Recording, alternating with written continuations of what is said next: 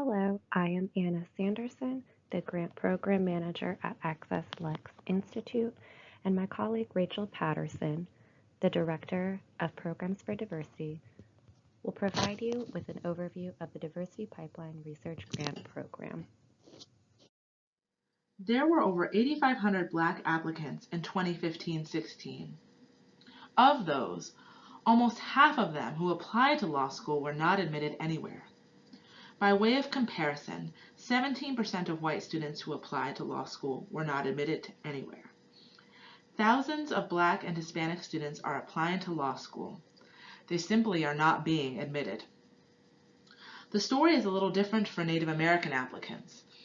In that same year, 71% of Native American students were admitted to law school.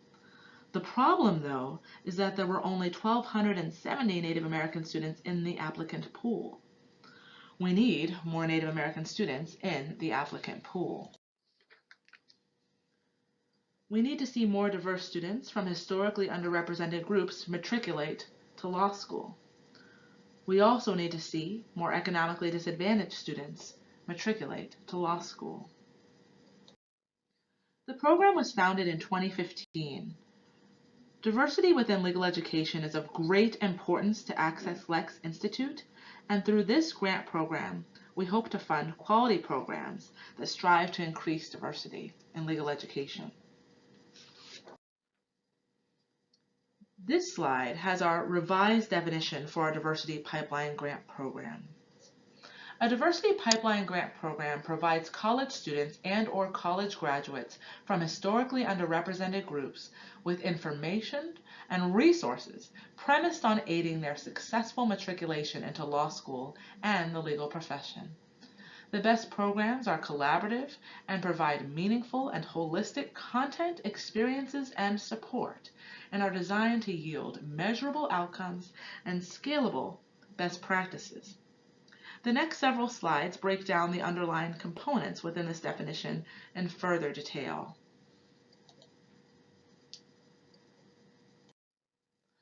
The word access means to approach, to enter. The lack of diversity within the legal profession is troubling, and through our pipeline program, we want to help students enter the profession. We specifically want to help economically disadvantaged and historically underrepresented students. Information. What information are you sharing with your students over the course of the program? Will they take an LSAT course and thus learn how to address different types of logic games and the reading comprehension section of the LSAT? Will they learn information about specific law school courses? Will they learn information about the law school application process? Resources. What tangible resources are available to students over the course of the program? Will they have mentors, LSAT prep materials, one-on-one tutoring? Will they be able to go on law school tours? Will they receive scholarships? Will they receive individualized admissions counseling? These are all questions that you want to ask yourself as you brainstorm your program. Successful matriculation. If we have programs that are providing students with academic skill building, LSAT preparation, and mentors, and students are applying to law school and not being admitted, we have to reevaluate our programs. If we are spending thousands of dollars and students, staff, and administrators are spending countless hours preparing and striving, and students aren't meeting those benchmarks, we need to see what, if anything, needs to be changed about the program. And also what, if anything, needs to change about the law school admissions process more broadly. Meaningful content, experiences, and support. Does the content that is being provided add meaningful value to students? What are the strengths of your students? What are the gaps of your students? As an example, LSAT preparation for college freshmen probably is not particularly meaningful to them if they are not sitting for the LSAT until their junior or senior year of college. Summer legal internship opportunities for college juniors may not be the best use of their time as compared to LSAT preparation, and resume writing or personal statement drafting if they plan to matriculate to law school immediately after college graduation.